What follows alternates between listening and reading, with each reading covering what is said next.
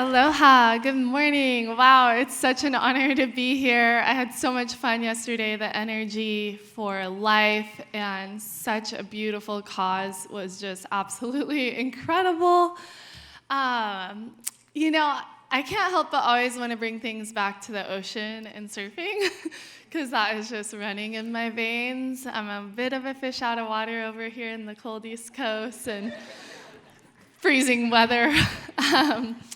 But I always loved big waves, and I wanted to surf this wave called Jaws. It's one of the most world-renowned, incredible wave known for its size. Like, you're surfing waves higher than this ceiling, and it's just absolutely intimidating, and when things go wrong out there, it's not pretty.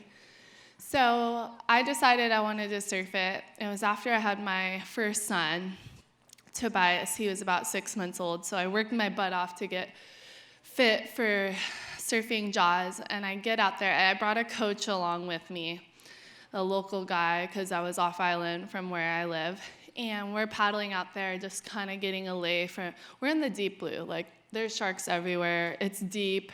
Not really, there's not really sharks everywhere, but it's that sort of water where it feels like there's sharks everywhere. Though in this moment, I am not scared of sharks because the waves are so intimidating. And I look out the back and I see a big set coming. I'm like, my coach is like, paddle hard, get out the back. We're paddling as hard as we can, and I look at this huge wave coming at me. I want you guys to just close your eyes, hold your breath for a sec.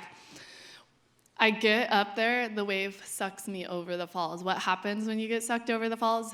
You're shoved in a sleeping bag, zipped up, shaken all about. You can't breathe, until finally the ocean lets you up. You can breathe.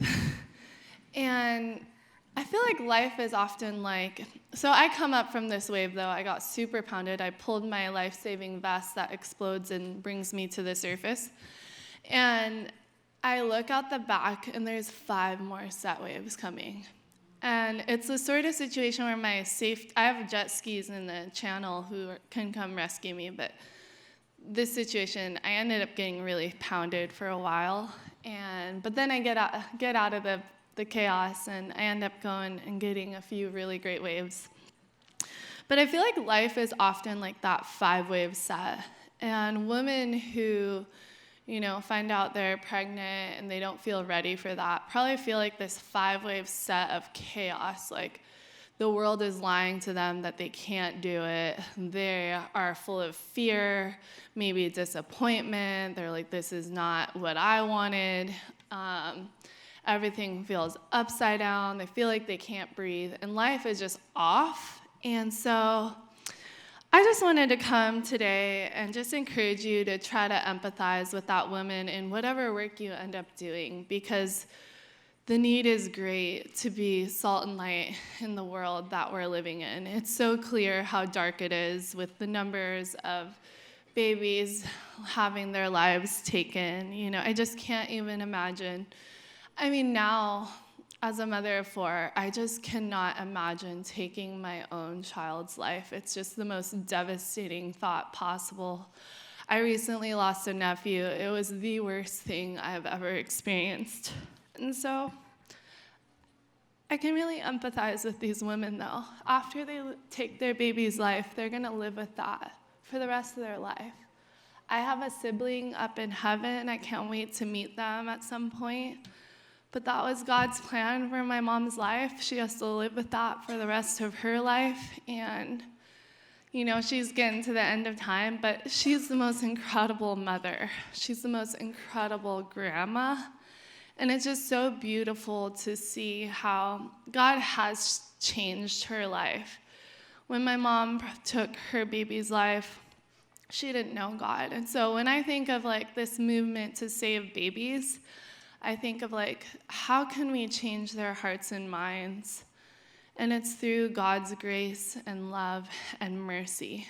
Not through anger, not through pointing the finger, but through love and grace and mercy. And so I'm cheering you all on to think creatively how you can get out in the world and be the salt and light to take on that 5-wave set that these women are feeling, that you're going to feel in your own life through the different challenges that you may face, that you can adapt and look to God to be your strength and your mercy and your grace. And my time's up, but I love seeing men in here. And I think this is one of the biggest challenges we're facing is we need strong men to lead our society.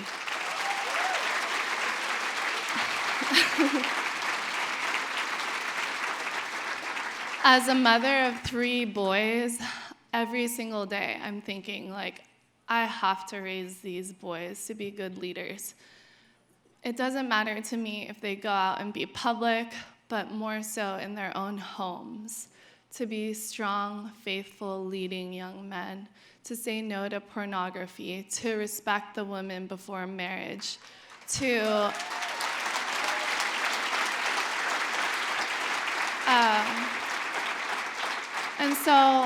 and to just take the reins of society, to take the reins of this pro-life movement. I don't think that women should be leading this, but the young men should, with the women helping them. And I think that's how God designed it. And so it's a beautiful blessing when things are done in God's design. And so men, I'm calling you, like, if you're struggling in one way or another, it's okay. God's grace is sufficient for you.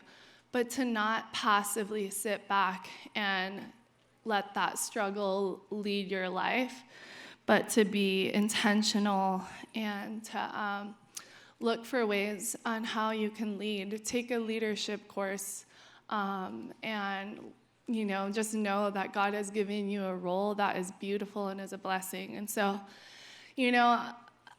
I'm just so excited to raise my 3 boys, and I'm cheering all you guys and girls on today as you go out into the world to be the salt and light of the earth that our society needs. You're going to be such an amazing blessing. So thank you.